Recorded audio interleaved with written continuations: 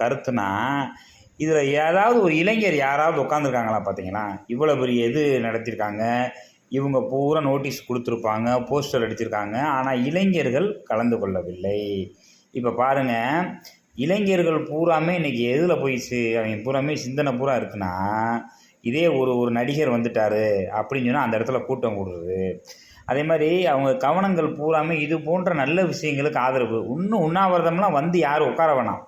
வந்து ஒரு மணி நேரம் உட்காந்து அவங்களுக்கு ஒரு ஆதரவு, நாங்கள் இருக்கிறோம், நீங்கள் செய்கிற செயல் அருமையான செயல் அப்படின்னு சொல்லி இருந்துட்டு ஒரு ஒத்துழைப்பு கொடுத்தாலே போதுமே, அவங்க மனசு சந்தோஷப்படும். ஆனால் பார்த்தீங்கன்னா இளைஞர்கள் பூரா என்ன பண்ணால் எனக்கு அதான் ஒரு கோவம் வரும். இந்த ஜல்லிக்கட்டு போராட்டத்திற்கு இளைஞர்கள் பூரா ஒன்று கூடி ஆகா ஓகன் ரோடை மறிச்சுக்கிட்டு 3 நாளாக 4 நாளாக கத்திக்கிட்டு இப்படின்னு சொல்லி தமிழ்நாடே ஸ்தம்பித்து கொண்டிருந்த வேலை நம்ம அனைவருமே பார்த்துருக்கோம். ஒரு ஜல்லிக்கட்டு ஒரு மாட்டுக்காக குரல் கொடுத்த இந்த இளைஞர்கள், இந்த இளைஞர் கூட்டம் இன்றைக்கி என்ன கிழமை, செவ்வாய்க்கிழமை இந்த உண்ணாவிரத போராட்டம் நடந்திருக்கு. பூரா பேரும் பாருங்கள் வயதானவர்கள் தான். அவங்களுக்கு இருக்கிற அக்கறை பாருங்கள், இந்த இளைஞர்கள் யாருக்கும் வரல. அதே மாதிரி பெண்கள், இன்றைக்கு மதுவினால் எவ்வளவு பெண்கள் பாதிக்கப்பட்டிருப்பீங்க. அந்த ஏரியாவில் வசிக்கக்கூடிய பெண்கள் இது நடக்குதுன்னு சொல்லி எவ்வளவோ விளம்பரம் பண்ணியிருப்பாங்க.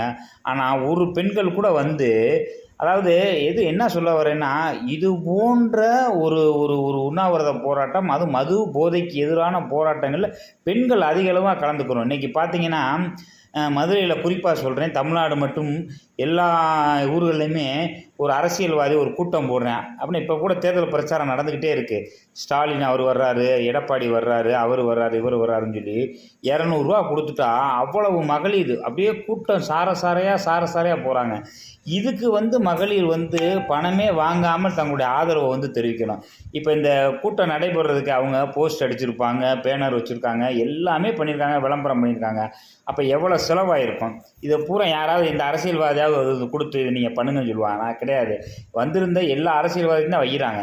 அப்போ ஏன் இதை நான் சொல்ல வர்றேன்னா, தன்னுடைய கை காசை போட்டு இந்த உண்ணாவிரத போராட்டத்தை நடத்தி இந்த நாட்டில் மது இல்லாத ஒரு தமிழகத்தை உருவாக்க வேண்டும் என்ற ஒரு நோக்கத்தில் இவர்கள் பூரா இன்றைக்கி காலையிலேருந்து மாலை வரைக்கும் சாப்பிடாமல் இருந்து பட்டினியோடு ஒரு கருத்தை வலியுறுத்துகிறார்கள் என்று சொன்னால் நாம் தலை வணங்க வேண்டும். அதே நேரத்தில் மதுவினால் எவ்வளோ பிரச்சனைகள் ஏற்படுது, அந்த மதுவினால் பாதிக்கப்பட்ட மக்கள்லாம் உங்களுக்கு ஆதரவு கொடுக்கணுமா இல்லையா? ஆனால் யாருமே வரல. ஆனால் இவர்கள் யாரையுமே பொருட்படுத்தவில்லை. யார் வந்தாலும் போனாலும் எனக்கு கவலை இல்லை. நாங்கள் எடுத்துக்கொண்ட கொள்கை இந்த மக்களுக்கான கொள்கை, வருங்கால இளைஞர்களுக்காக, குழந்தைகளுக்காக நாங்கள் இந்த கொள்கையை ஏற்று இன்றைக்கு உண்ணாவிரதம் இருக்கிறோம்னு சொல்லி உண்ணாவிரதம் இருந்து இன்றைக்கு இவங்க ஒரு கருத்தை வலியுறுத்தி இருந்திருக்கிறாங்கன்னா அரசின் கவனத்துக்கு போகும்ல.